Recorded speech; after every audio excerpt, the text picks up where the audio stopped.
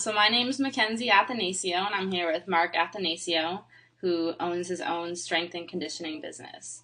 Mark, can you tell me a little bit about that business? Sure can. What I do is I get athletes of various ages from 8 years old up to 95 years old, healthier, moving better, and being in less pain and being more efficient at whatever their sport or activity is. And a lot of times it's just your day-to-day life. So I get a lot of athletes that have been injured, a bunch of older people that have had knee, hip, shoulder replacement surgeries, and I get them strong again. I get them moving, usually better than they moved before their surgery. Okay. And what made you decide to open up your own business? The fact I don't want to work for anybody else, and I want to make my own hours, things like that. And I felt I could do it better than other places that I've worked at that did similar things. So it was more to have more control over my work time, the time that I spent working. Mm-hmm. I wanted it to be worthwhile for me. How did you decide on your legal business structure? Well, after having run a number of retail businesses, skate shops, surfboard shop, bike shops, I found that the easiest way for someone to do what I do is just to do it under your own name, yourself, and you are your business. So it's structured just like an individual for tax reasons. Okay. I don't have any corporations or anything like that. How much time, money, and planning did it take before deciding to open a business? Well, it all depends on how much you'd like it to succeed. You try to cover all the bases, and each time you do a business, you learn a little bit more and hopefully don't make the same startup mistakes that you made the time before. For this business, I've been doing it for over 30 years, so it was fairly second nature to get it going. So really not a whole lot of work other than a lot of time was invested throughout the years to get to the point I'm at now. Okay, so I know you said you had two surf shops before. Mm-hmm. So now you have a home business, and how has that proven beneficial to you? Well, I don't have to travel far to work, would be number one. Number two, I'm not paying rent to a landlord, which really, when you have your own business and you have a brick and mortar store or storefront or office front, you have to pay, either own the building or lease it out. And you need to lease for a certain amount of time, 3 or 5 or 7 years.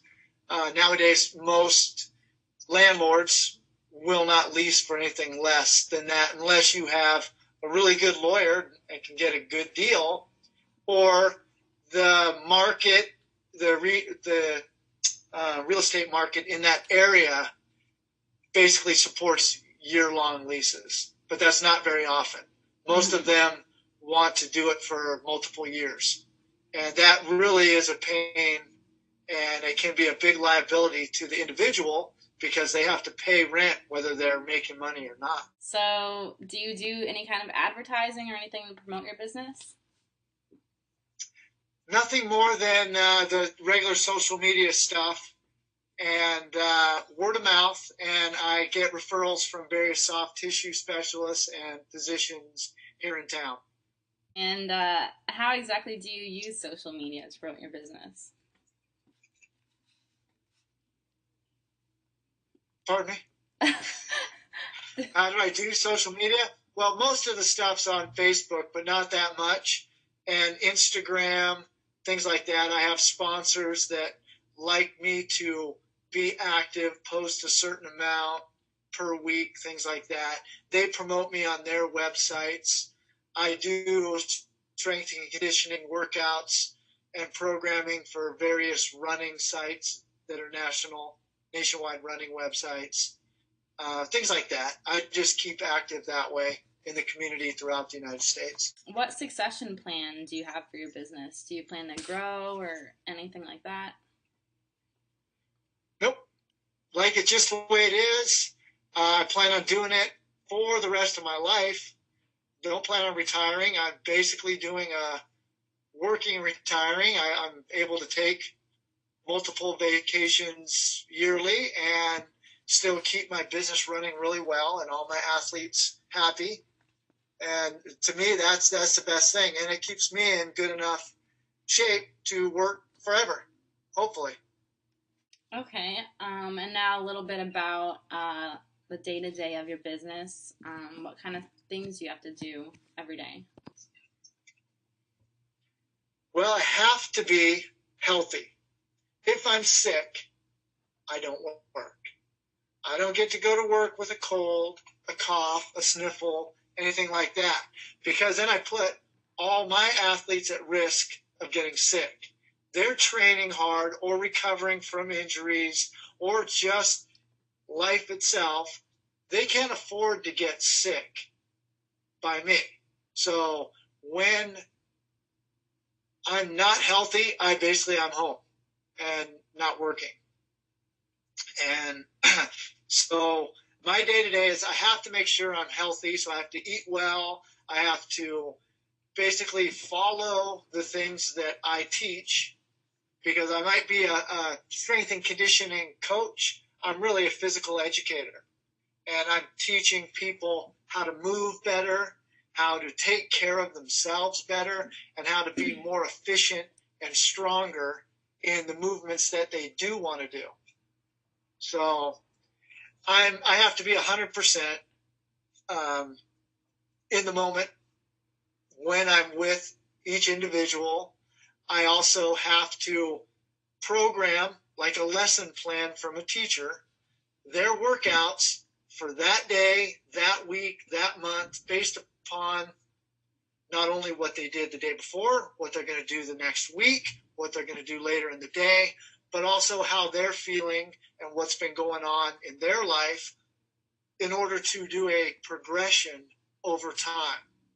And that takes a lot of mental energy every session. So I'm constantly mentally preparing, sometimes on the computer, sometimes in a journal, but I'm always doing some planning, like lesson plan for each athlete every day. And then, of course, I have to get to where they are. Mm-hmm. I do have a gym at my house, but I also travel to people's homes, and I have equipment that I bring with me. Why do you travel to their homes? Pardon me? Why do you travel to some? Pardon me? Why do you travel to some? Some people would rather you come to them, time-wise. They do pay extra for that, though. It's not free for me to travel. And sometimes they aren't that mobile. Some of the very elderly ones can't get out much at all. And so it's a chore for them to even be standing up doing what I have them do, let alone get in a car and having someone drive them somewhere. Have you had any kind of like crazy, weird, or bad experiences? Not really, because number one, I've been doing this for so long that I kind of get a good feel for an individual. I've fired clients because they don't do enough of the healthy stuff over a period of time for themselves. And not only is it not good for them, but it makes me look bad, and it basically wastes my time. Yes, they're paying for my time, but I would rather not get paid and have my time be worthwhile somewhere else. What is the best advice you can give someone starting out in business? Like what you do would probably be the best one. If you're doing it just for the big payday, you're more than likely going to be disappointed. But if you really like what you do and feel that what you do is worthwhile to you and hopefully other people, then you're probably going to do going to do well. And if you don't, you're really going to learn, and you're going to grow, and you're going to be a better person because of it. I think that's probably the best. It is kind of hokey. Oh, you know what you do. But it kind of is. And also, worry about the small stuff. The small stuff is important. It does add up in anything. In anything. Don't just think of doing the big things. You got to get all the little things too. Really, really important. Okay, well, thank you so much for your time, and it's been 10 minutes already. It's been great meeting with you. I'm just kidding. Thank you for your time and consideration. Yeah. I think this is the longest conversation we've ever had since you were 5 years old. So